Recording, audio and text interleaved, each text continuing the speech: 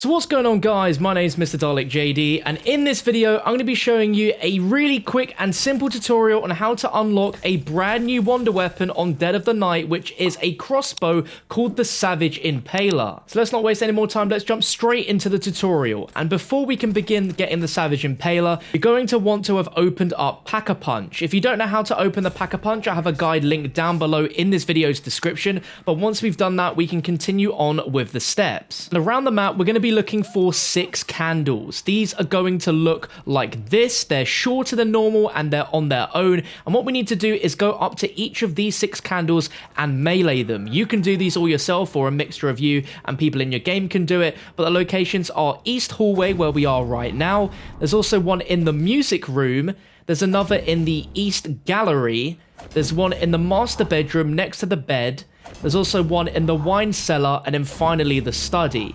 Every time you melee one of these candles and they go out, you're going to hear a sound like as if you've activated something. And you're going to want to do this until all 6 candles have their candle light out, and we can continue on with the next step. And what you want to do is head into the forest, and to the right at the backside next to Pack-a-Punch, you're going to find a tombstone. What you want to do is hold your interaction button to interact with it, and you will now be in a zombie blood-like vision. You can only go into this vision once around, and in this point you have a certain amount of time to run around the map and locate a ghost lady somewhere around the mansion. Now in the description I'm going to have a list of all the found locations for her, as this is still something that is being found in progress. In my games I found her in the dining hall, which is right at the back, or you found her in the billiards room, but I had to run through it from the study for her to appear. Other spots to check is the music room as well as the greenhouse laboratory, and again, open the description if you can't find her, as I have all the locations in there.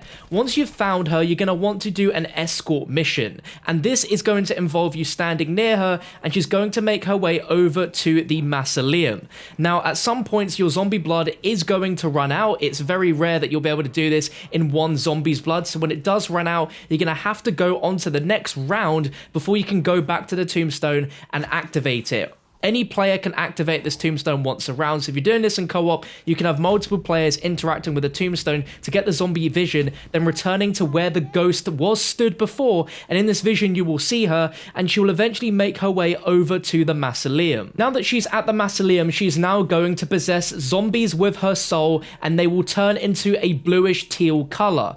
If you see any zombies like this, you'll want to be killing them in a certain fashion, and this is by using grenades such as ray fire, your shield gun, as well as shield bashes, and also your specialist weapon. There is a randomized order every time you play as to what you need to use in order to kill the zombie which has been possessed. So keep using trial and error to find out what you need in order to kill the zombie for it to drop a part. In my game, the first part dropped when I used my shield's gun. And every time you successfully kill a possessed zombie in this certain order, it is going to drop a small purple item. This is going to be a watch, a necklace, a finger ring, and an earring. In this game, it dropped a watch as my first part, which was by using the shield gun.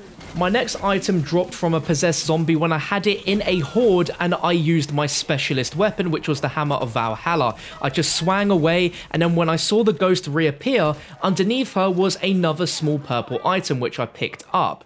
The third was by using my ray fire grenades, so make sure you have ray fire equipped, but I think this could work with any other grenades. It's just grenade kills, and I did get a third item. And then last but not least, I used my shield's melee attack and just hit the zombie at the end of the round, and as you see, it dropped the final part.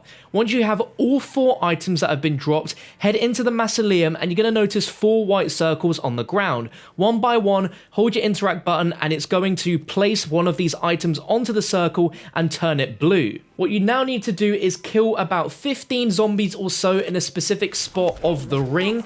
I do this by switching between all 4 of these small corners of the ring, and you'll know you're doing this in the right spot if when you're killing zombies you hear the shrieking of the lady after each kill.